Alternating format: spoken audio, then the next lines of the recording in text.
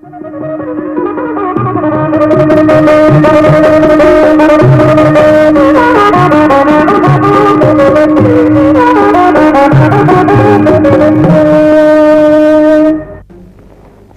भाषा शिक्षण में आप सबका स्वागत है।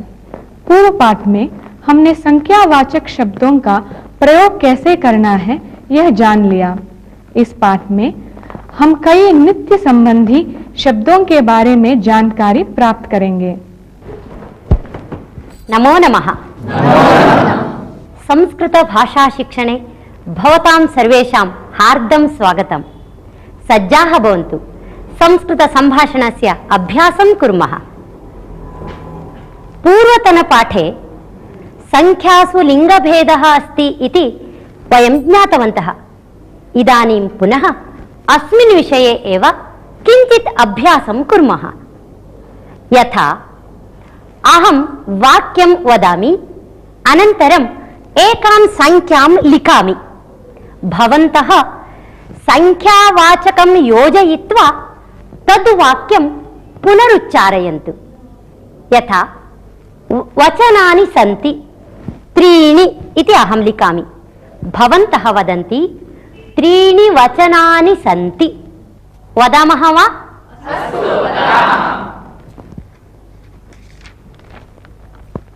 वचनानि सन्ति। त्रीणि वचनानि सन्ति। सैनिकाः युध्यन्ति। चत्वारः सैनिकाः युध्यन्ति। महिलाः जल्पन्ति। तिस्रः महिलाः जल्पन्ति। बालिकाः क्रीडन्ति। चत्वारः बालिकाः क्रीडन्ति। चतस्रः बालिकाः क्रीडन्ति। पुनः वदन्तु। चतस्रः बालिकाः क्रीडन्ति। पाण्डवाः सन्ति। पञ्च पाण्डवाः सन्ति। शिशुः रोदिति। एकः शिशुः रोदिति। पण्डिताः चर्चां कुर्वन्ति। चत्वारः पण्डिताः चर्चां कुर्वन्ति। उत्तमम्। नाविकाः नौकां चालयन्ति। त्रयः नाविकाः नौकां चालयन्ति। भगिन्यः कथां रचयन्ति। चतस्रः भगिन्यः कथां रचयन्ति। भूतानि सन्ति। पञ्चभूतानि सन्ति। ऋषयः प्रसिद्धाः। सप्त ऋषयः प्रसिद्धाः। नर्तक्यः नृत्यन्ति।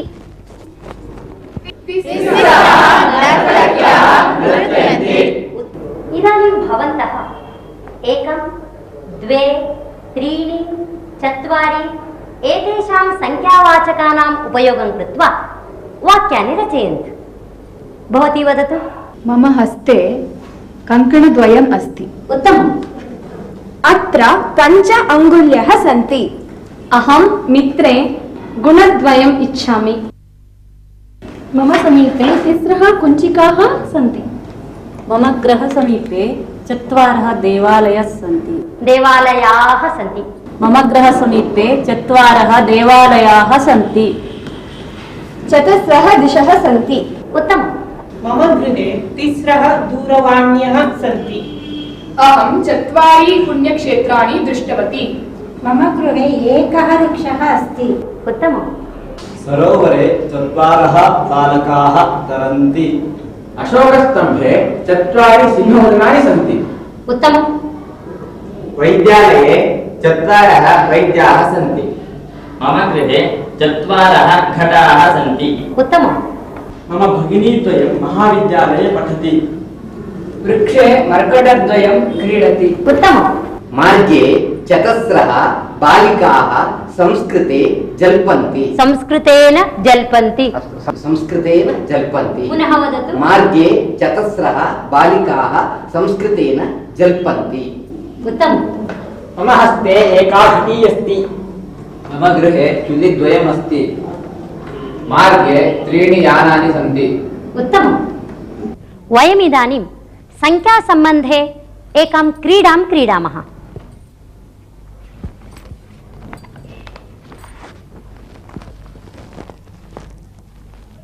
अत्र एकं कोष्टकम् अस्ति। तत्र 1 तः 100 पर्यन्तं संख्याः लिखिताः सन्ति, किन्तु संख्याः अव्यवस्थितक्रमेण सन्ति। अहं संख्यां वदामि, जनद्वयम् आह्वयामि। यः शीघ्रं संख्यायाः अन्वेषणं करोति तस्य जयः। क्रीडामः? भवती आगच्छतु, भवान् आगच्छतु।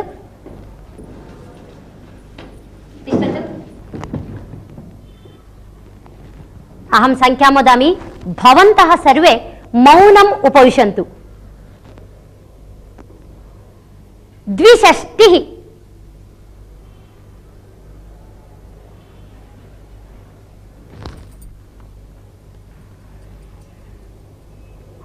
मौनं तिष्ठन्तु। न न न न वक्तव्यम्। समयः नास्ति। समीचीनं। रेवत्याः जयः।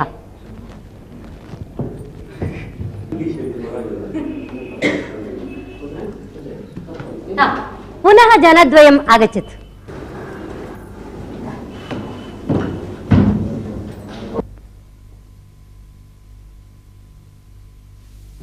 अष्टाविंशतिः।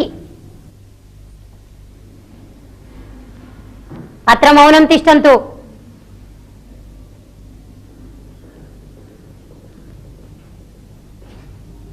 अष्टाविंशतिः। कः? श्रीधर महोदय अन्विष्टवान्। भवत्याः जयः नास्ति। हस्तं निष्कासयतु भवती। भवान् अन्विष्टवान्। उत्तमम्।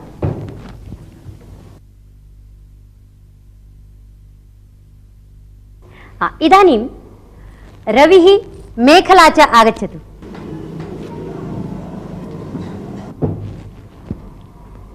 पञ्चपञ्चाशत्। न न न न न न मेखलायाः जयः। दर्शयतु कुत्र अस्ति। बहु उत्तमम्।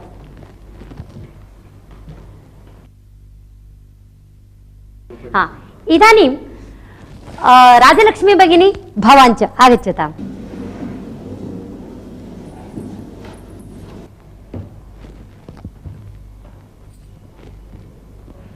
अष्टनवतिः।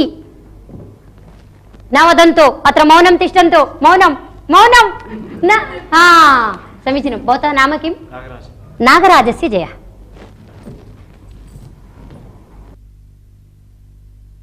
अद्य क्रीडा समाप्ता। अन्यमेकं नूतन अंशं जानीमः। धनस्यूतः अस्ति। अहं गच्छामि। अहं यत्र गच्छामि तत्र धनस्यूतं नयामि।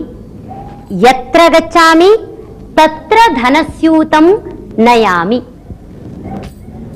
अहं यत्र गच्छामि तत्र संस्कृतेन एव वदामि। यत्र तत्र। माता गच्छति। माता यत्र गच्छति तत्र शिशुं नयति। भक्तः यत्र यत्र देवं पश्यति तत्र तत्र नमस्कारं करोति। यत्र यत्र कोलाहलः भवति तत्र तत्र आरक्षकाः धावन्ति। यत्र तत्र।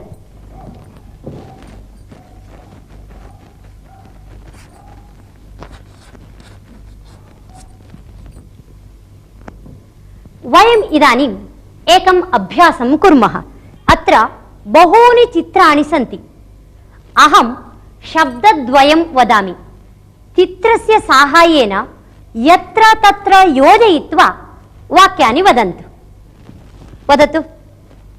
दीपः अन्धकारः यत्र दीपः अस्ति तत्र अन्धकारः नास्ति मधुरं पिपीलिकाः यत्र मधुरं भवति तत्र पिपीलिकाः भवन्ति मन्दिरं भक्ताः यत्र मन्दिरम् अस्ति तत्र जनाः गच्छन्ति उत्तमं सङ्गीतसभा जनाः यत्र सङ्गीतसभा अस्ति तत्र जनाः सम्मिलन्ति उत्तमं दीपः कीटाः यत्र दीपः अस्ति तत्र कीटाः भवन्ति उत्तमम् उद्यानं जनाः यत्र उद्यानवनम् अस्ति तत्र जनाः सञ्चरन्ति मन्त्री सेवकाः यत्र मन्त्री भवति तत्र सेवकाः अपि भवन्ति अरण्यं वृक्षाः यत्र अरण्यं भवति तत्र वृक्षाः अपि भवन्ति उत्तमं पूजा घण्टानादः यत्र पूजा भवति तत्र घण्टानादः भवति उत्तमं रामः आञ्जनेयः यत्र रामः भवति तत्र आञ्जनेयः अपि भवति उत्तमं वृष्टिः सस्यसमृद्धिः यत्र वृष्टिः भवति तत्र सस्यसमृद्धिः भवति पुष्पं भ्रमरः यत्र पुष्पं भवति तत्र भ्रमरः आगच्छति इदानीं यत्र तत्र उपयुज्य भवन्तः स्ववाक्यानि रचयन्तु भवती वदतु यत्र भोजनमस्ति तत्र जनाः गच्छन्ति उत्तमं यत्र आतङ्कवादः भवति तत्र शान्तिः कथं भवति उत्तमं यत्र रोगी भवति तत्र वैद्यः चिकित्सा करोति वैद्यः चिकित्सां करोति पुनः वदतु यत्र रोगी भवति तत्र वैद्यः चिकित्सां करोति उत्तमं यत्र शुचिः अस्ति तत्र स्वास्थ्यं भवति यत्र वृक्षः अस्ति यत्र वृक्षः अस्ति यत्र वृक्षः अस्ति तत्र छाया छाया अपि भवति तत्र छाया अपि भवति उत्तमं यत्र पुत्री गच्छति तत्र अहमपि गच्छामि समीचीनं यत्र शाटिका आपणं पश्यामि तत्र गच्छामि यत्र शाटिका आपणं पश्यामि तत्र अहं गच्छामि यत्र उत्सवः भवति तत्र कोलाहलः अपि भवति यत्र अपघातः भवति तत्र जनाः सम्मिलन्ति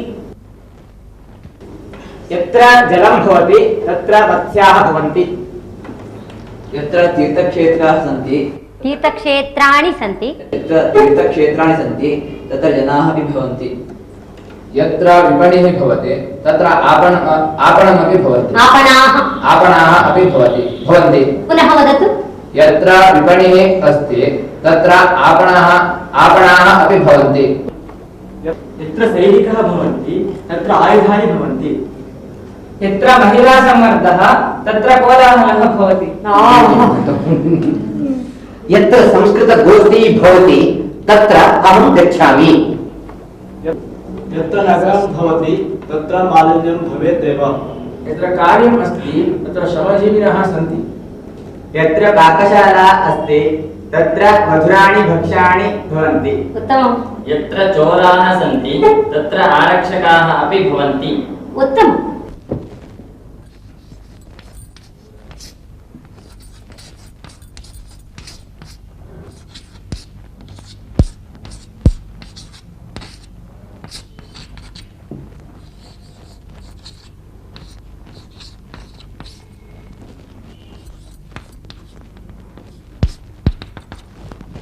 यत्र अतिवृष्टिः भवति तत्र वदतु यत्र अतिवृष्टिः भवति तत्र जनाः दुःखिताः भवन्ति उत्तमं यत्र अतिवृष्टिः भवति तत्र गृहाणि पतन्ति उत्तमं वदति वा यत्र अतिवृष्टिः भवति तत्र मन्त्र्याः धनसाहाय्यं करोति मन्त्रिणः धनसाहाय्यं कुर्वन्ति वदतु यत्र अतिवृष्टिः भवति तत्र मन्त्रिणः धनसाहाय्यं कुर्वन्ति उत्तमं यत्र अतिवृष्टिः भवति तत्र महती हानिः भवति हानिः भवति उत्तमं यत्र अतिवृष्टिः भवति तत्र आहारसमस्या उत्पद्यते।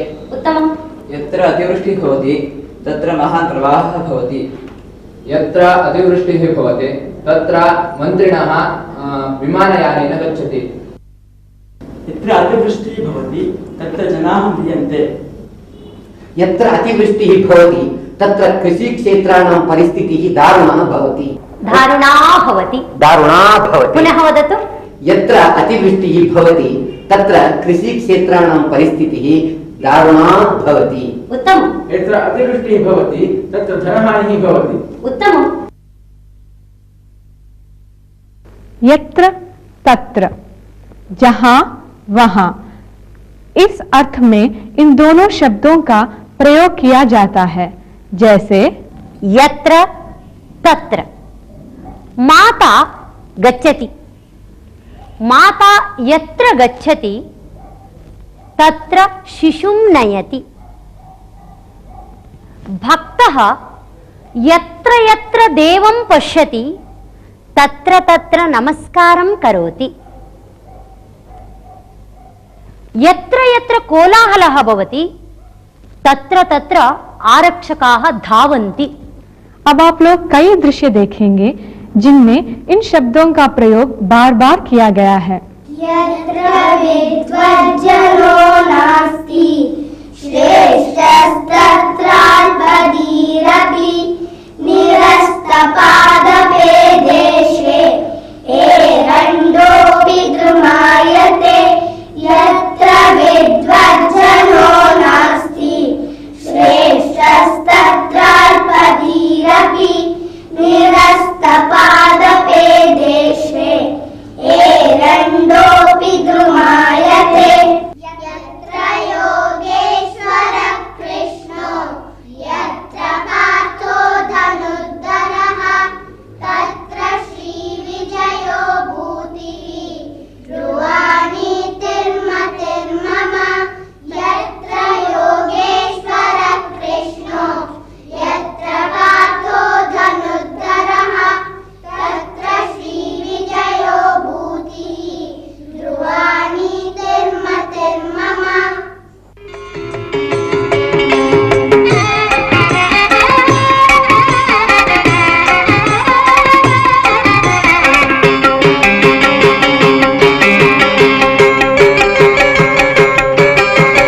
संस्कृतेन सम्भाषणं कुरु जीवनस्य परिवर्तनं कुरु। संस्कृतेन सम्भाषणं कुरु जीवनस्य परिवर्तनं कुरु। यत्र यत्र गच्छसि पश्य तत्र संस्कृतम्। संस्कृते संरक्षणं कुरु। संस्कृते संरक्षणं कुरु। संस्कृतेन सम्भाषणं कुरु जीवनस्य परिवर्तनं कुरु। संस्कृतेन सम्भाषणं कुरु जीवनस्य परिवर्तनं कुरु। यत्र यत्र रघुनाथकीर्तनं तत्र तत्र कृतमस्तकाञ्जलिं बाष्पवारि परिपूर्णलोचनं मारुतिं नमत राक्षसान्तकम्।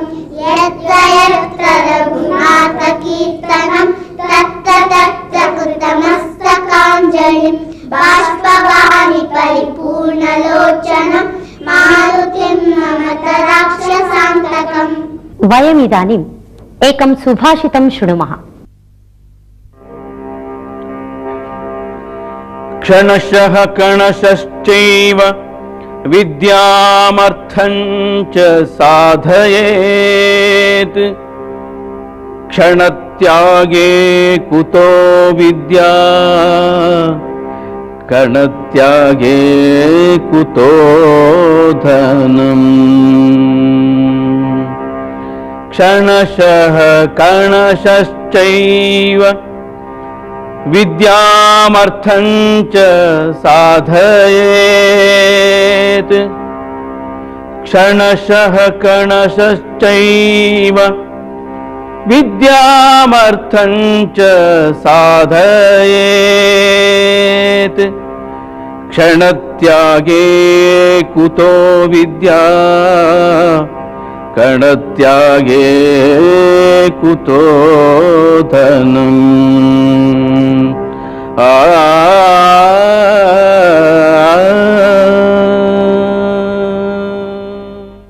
वयम् इदानीं यत् सुभाषितं श्रुतवन्तः तस्य तात्पर्यम् एवमस्ति। मानवः प्रतिक्षणमपि विद्यासम्पादनं कुर्यात्। क्षणात्मकः कालः नष्टः चेदपि विद्यायाः सम्पादनं न भवति। एवमेव कणं कणं योजयित्वा धनसम्पादनं कुर्यात्। एकस्य कणस्य त्यागः भवति चेदपि धनस्य सम्पादनं न भवति। एवं मनुष्यः प्रतिक्षणं विद्यासम्पादनं कुर्यात्, प्रतिकणं धनसम्पादनं कुर्यात्। क्षणस्य त्यागेन कुतः विद्या, कणस्य त्यागेन कुतो धनम्। सुभाषित का अर्थ, मनुष्य को हर एक पल में भी विद्या ग्रहण करना चाहिए और एक एक कण के रूप में धन का संग्रह करना चाहिए। यदि क्षण का त्याग किया जाता है तो विद्या का अभ्यास नहीं हो सकता और एक एक कण का त्याग करने से धन का संग्रह नहीं हो सकता। अधुना एकां कथां कथयामि, सावधानं शृण्वन्तु। कश्चन ग्रामः आसीत्। तत्र एकः युवकः आसीत्। युवकस्य नाम दुर्गादासः। दुर्गादासः अतीव बुद्धिमान् आसीत्। एकदा सर्वे ग्रामीणाः रात्रौ निद्रामग्नाः आसन्। तदा कुतश्चित् चोरः चोरः इति कश्चन आक्रोशध्वनिः श्रुतः। तदा ग्रामीणाः सर्वे ध्वनिं श्रुत्वा शीघ्रम् उत्थाय दण्डः, लवित्रम् इत्यादीनि आयुधानि स्वीकृत्य यतः ध्वनिः श्रुतः तत्र समायाताः। तत्र दुर्गादासं दृष्ट्वा सर्वे ग्रामीणाः पृष्टवन्तः, चोरः कुत्र अस्ति इति। तदा दुर्गादासः एकं न्यग्रोधवृक्षं दर्शितवान्। सर्वे ग्रामीणाः न्यग्रोधवृक्षं परितः तथा स्थितवन्तः यथा तत्र विद्यमानः चोरः धावितुं न शक्नुयात्। चन्द्रप्रकाशे कोऽपि चोरः न दृष्टः, किन्तु न्यग्रोधवृक्षस्य मूले कश्चन महान् व्याघ्रः आसीत्। सः कथमपि पलायनं करोमि इति चिन्तयित्वा पलायनं कर्तुम् उद्युक्तः आसीत्। तदा तेषु जनेषु अन्यतमः उक्तवान्, केभ्यश्चित् दिनेभ्यः पूर्वम् एषः व्याघ्रः एकं जनं मारितवान्, अपरः व्रणितः कृतः, अतः एषः व्याघ्रः अवश्यं मारणीयः इति। तदा सर्वे ग्रामीणाः व्याघ्रं परितः स्थित्वा आयुधैः सम्यक् ताडितवन्तः। तथा ताडितवन्तः यथा उत्थाय धावितुम् अशक्तः अभवत् व्याघ्रः।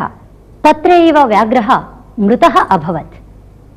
तदा ग्रामीणाः सर्वे अपि दुर्गादासं दृष्ट्वा पृष्टवन्तः, किं भोः, नरमांसभक्षकः व्याघ्रः आगतः, भवान् तु वदति चोरः चोरः इति आक्रोशं करोति, किमेतत् इति। तदा हसन् दुर्गादासः उक्तवान्, यदि अहं व्याघ्रः आगतः इति वदेयं, भवन्तः सर्वे अपि द्वारं कीलयित्वा अन्तः उपविशेयुः। अतः अहं बुद्धि उपयोगं कृत्वा चोरः चोरः इति उक्तवान्। भवन्तः सर्वे अपि आयुधं स्वीकृत्य बहिः धावित्वा आगताः इति उक्तवान्। तदा ग्रामीणाः सर्वे अपि दुर्गादासस्य समयप्रज्ञां ज्ञात्वा तं बहुधा श्लाघितवन्तः। कथायाः अर्थं ज्ञातवन्तः किल? धन्यवादः। नमो नमः। इसी के साथ यह पाठ समाप्त होता है। अगले पाठ में फिर मिलेंगे, तब तक के लिए धन्यवाद।